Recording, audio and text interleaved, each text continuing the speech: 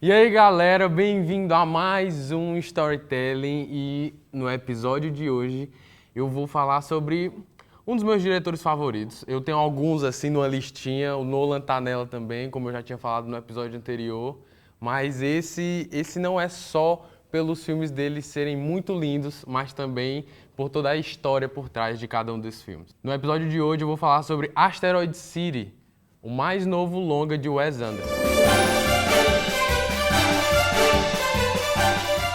Eu não poderia começar esse vídeo diferente. Eu tenho que falar um pouco sobre quem é o Wes Anderson para você que ainda não conhece ele. O Wes Anderson é um diretor excêntrico e genial que consegue mesclar um mundo palpável e fantástico em poucos minutos de tela. Com esse mundo fantástico e uma história palatável tanto aos olhos pela uma estética incrível, como também pela história, você consegue se afeiçoar com os personagens com muito mais facilidade.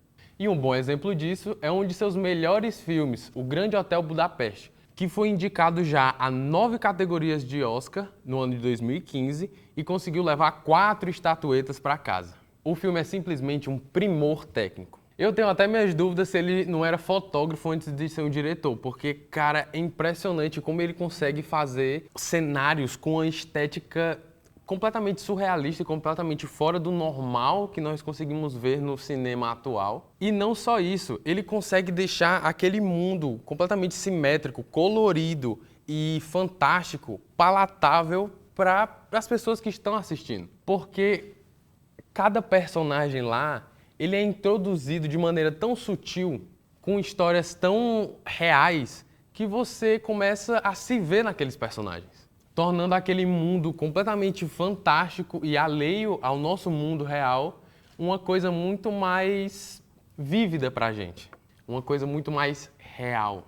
Outra coisa que o Wes Anderson gosta muito de usar, além de toda aquela magnitude dos seus cenários, é também o uso de cores e luzes diferentes para representar a maior variedade de sentimentos e vontades daqueles personagens. Então, para você que ainda não sabe muito bem como é a teoria das cores e essas coisas, cara, o Wes Anderson, ele usa dessa teoria como ninguém usou antes. O filme inteiro é pautado nessa teoria, onde ele consegue mostrar claramente qual é a vontade daquele personagem em poucos segundos que você consegue ver as roupas que ele está usando, o cenário e as cores e as expressões faciais, é claro. Outro grandioso filme de sua autoria, que também eu acho que seria um exemplo perfeito para se dar aqui, é o Fantástico Senhor Raposo, que mostra a versatilidade do diretor em não só fazer aqueles cenários, aquelas histórias com pessoas reais, mas também em animação. O Fantástico Senhor Raposo é um mundo onde normalmente você se desconectaria na sua primeira visão, à sua primeira vista, mas em um mundo onde animais e pessoas trabalham, conversam e coexistem juntos, mesmo com todas essas diferenças, onde uma raposa usa um ternozinho amarelo ou uma toupeira faz parte de uma firma bancária, e mesmo com todo esse mundo completamente fantástico e alheio à nossa realidade, a gente mesmo assim consegue se conectar com aqueles personagens. Não só se conectar com aqueles personagens, como também nos ver na maioria deles. Por mais que seja um animal antropomorfizado, a gente ainda consegue ver muito do Senhor Raposo em várias pessoas que você pode conhecer na sua vida. E detalhe, galera, tudo isso que eu falei não foi em animação 3D, não foi em animação 2D, foi tudo em stop motion. Para você que não sabe o que é stop motion é uma técnica de animação onde você constrói um bonequinho e com esse bonequinho você bate várias fotos dele. Você bateria 24 fotos para fazer 1 segundo de animação. E com esse 1 segundo, você vai trabalhando e seguindo a história. Uma pessoa que usa muito desse artifício é o Tim Burton. Ele adora as coisas em stop motion e realmente dá um ar mais de primor técnico para o seu filme. Então, você pega aquele boneco, bota em um cenário, mexe um pouquinho nele, bate uma foto. Mexe um pouquinho, bate uma foto, mexe um pouquinho, bate uma foto, até você ter um filme inteiro, muitas vezes com rolos e rolos de filme para 1 hora de animação. Então, para você que nunca assistiu algum filme do Wes Anderson, talvez você fique estranhe um pouco. porque realmente as características desse diretor completamente diferente de tudo que provavelmente você já viu na vida, você pode achar um pouco mais estranho. Mas depois, é como se fosse um iguaria. Uma iguaria, depois que você entende o porquê que ela é daquele jeito, como ela foi feita e porque a galera gosta daquilo, aí sim você começa a abrir as portas para poder gostar mais daquilo e consumir mais daquilo.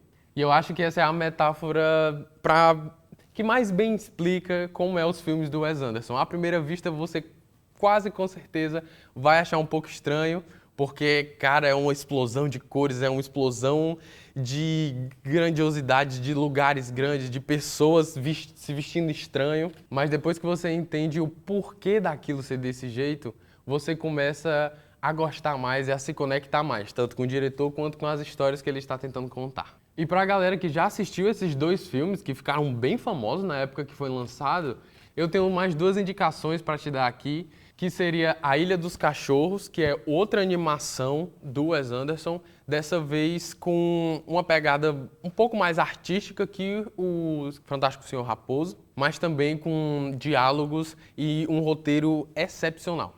E um filme já em live action que também mostra bem como é essa pegada artística do Wes Anderson é A Crônica Francesa, que lançou em 2021, acho que é o seu filme mais recente, depois desse A Cidade do Asteroide. E vale muito a pena ver, porque, como eu disse, ele é um diretor muito excêntrico. Então, quanto mais pessoas diferentes da sua bolha você vai consumindo, mais os seus padrões vão aumentando e você vai conseguindo entender mais como é o processo criativo de um diretor fazer a sua história.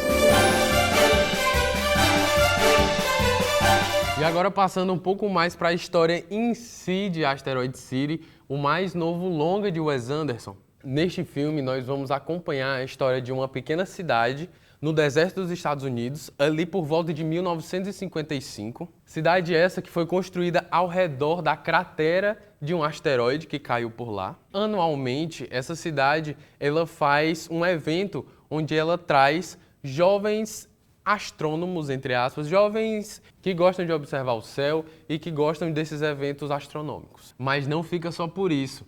Eventos extraterrestres vão mudar a história daquela cidade para todo sempre.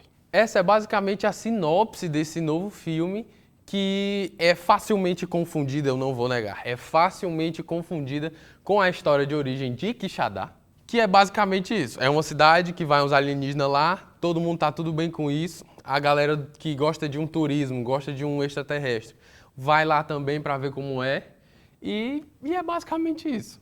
Eu acho que as únicas diferenças é que realmente naquele deserto ele é muito mais colorido que Quixadá e talvez aquele deserto seja bem menos quente do que é Quixadá, porque, caraca, que cidade quente. Então, para você que é alienígena e quer passar uma temporada aqui no Nordeste, a melhor região do país, eu convido você a Quixadá City, né? Estão fazendo um filme também de lá, Bem-vindo a Quixadá City, que é mais ou menos do Wes Anderson, só que vocês são alienígenas de verdade, vocês vão gostar um pouco mais. E além desse enredo completamente surrealista, o elenco em si também é completamente diversificado e muito plural. Elenco esse contando com Scarlett Johansson, Margot Robbie, Tom Hanks, Bryan Cranston, William Dafoe e o Steve Carell, nosso querido Michael Scott de The Office. E por fim, mas, na minha opinião, o mais importante de todos, Seu Jorge vai estar no filme. Isso mesmo, Seu Jorge, que além de ser um grande compositor e cantor, ele também é ator. Essa já é a segunda vez que o Wes Anderson chama Seu Jorge para algum de seus filmes, sendo a primeira em 2004 com o filme A Vida Marinha de Steve Zissou, protagonizado pelo Bill Murray. E com uma lista dessa, cara, eu não consigo pensar em outra coisa, senão só tenho duas opções na minha cabeça. A primeira opção, ou esse cara é o diretor mais legal de Hollywood, que é amigo de todo mundo, e que todo mundo quer fazer algum filme dele porque deve ser um set de filmagem muito engraçado. A maioria de seus filmes são de comédia. E, cara, deve ser uma energia muito boa estar fazendo um filme desse, porque a maioria desses atores, eles fazem de graça seus filmes. Exatamente, eles não cobram completamente nada do diretor para poder fazer esse filme, só para estar na obra com ele. Até porque com um elenco desse e com somente 25 milhões para poder fazer esse filme, eu acho muito difícil você conseguir contratar tantos atores de tanto peso. Então, ou esse cara ele é muito legal e, tipo, todo mundo gosta dele, ou então ele é algum tipo de agiota. Como é que um ator desse nível, ele vai, tipo, parar tudo que ele tá fazendo, parar possibilidade de outros filmes que ele tá fazendo para ir fazer um filme ali de graça, certo que é um grande diretor e que tem uma visão artística muito incrível e roteiros maravilhosos, mas realmente tem que ser uma amizade muito forte, viu? Ou então dívida de jogo. E esse filmaço que foi aplaudido em Cannes vai ser lançado no Brasil no dia 10 de agosto, já tendo sido lançado nos Estados Unidos no dia 16 de junho, mas por um conflito de agendas ali da Universal em que obras elas vão lançar primeiro, resolveram adotar aquela velha política de filmes aqui no Brasil, que, cara, isso é uma coisa que tem que acabar o mais rápido possível, porque não faz sentido nenhum um filme ser lançado no dia 16 de junho lá fora e aqui no Brasil só ser lançado no dia 10 de agosto, quase 2 meses depois. E como eu disse, em Cannes ele teve minutos e minutos de aplauso, mas não sabemos exatamente qual seria a nota a se dar para esse filme. Por mais que já tenham saído várias e várias críticas por aí na internet, eu acho que nada muda a sua experiência ali no cinema em si. Então eu espero que essa demora toda valha a pena, porque eu gosto muito desse diretor. A maioria de seus filmes, eles são muito engraçados e muito bons, que fazem você refletir muito. E por mais que esse filme seja ou não seja o seu melhor roteiro ou a sua melhor direção em relação a atores, eu tenho certeza que vai ser um filme que, se você for ver como a primeira vez vendo um filme do Wes Anderson, você vai gostar. Principalmente se você abrir a sua mente para essa nova experiência sensorial. Então, esse novo filme, ele tem tudo para ser todo o primor técnico, toda aquela simetria que a galera até brinca um pouco sobre os filmes do Wes Anderson, que a maioria do filme é só tudo exatamente mega simétrico. Além de inúmeras críticas que já tiveram a esse filme, tanto boas quanto ruins, não posso negar. Asteroid City mostra não só o quanto aquele diretor ele é apaixonado pelas cores e por tudo aquilo que ele faz. A direção de fotografia dos seus filmes é realmente algo incrível. Então, muitas das críticas que saíram sobre esse filme é que, ok, talvez não seja o melhor filme do Wes Anderson, mas com certeza é o filme com o maior primor técnico desse diretor. Disseram que é um filme lindíssimo, isso realmente a gente não pode negar dos filmes do Wes Anderson, e disseram que a brincadeira com o jogo de luzes e as cores fica algo muito fluido no filme. Então é uma experiência que vai te conquistando aos poucos, sabe? E com isso, eu acho que esse filme, por mais que ele não seja o melhor de todos, ele tem tudo para estar ali no hall da fama dos filmes mais bonitos que a gente teve, pelo menos nessa idade contemporânea. Porque isso é uma coisa que ninguém pode negar, basta ver as indicações dele ao Oscar. Todos os quesitos técnicos, o cara sempre está indicado, é impressionante. Figurino, então, nem se fala. Ele é uma pessoa que gosta muito de brincar com o estilo da roupa que aquela pessoa está usando e com as cores que ela está usando. Tanto para contrastar com o cenário em si, como também para poder explicar aquela história que a gente está vendo. Porque, como eu havia dito da teoria das cores, cada cor ela não representa exatamente um sentimento, mas ela dá a entender sobre um sentimento. E por ser um filme extremamente colorido, você consegue tirar muitas e muitas emoções só de como a pessoa está vestida, como a pessoa se porta em determinada ocasião e outra.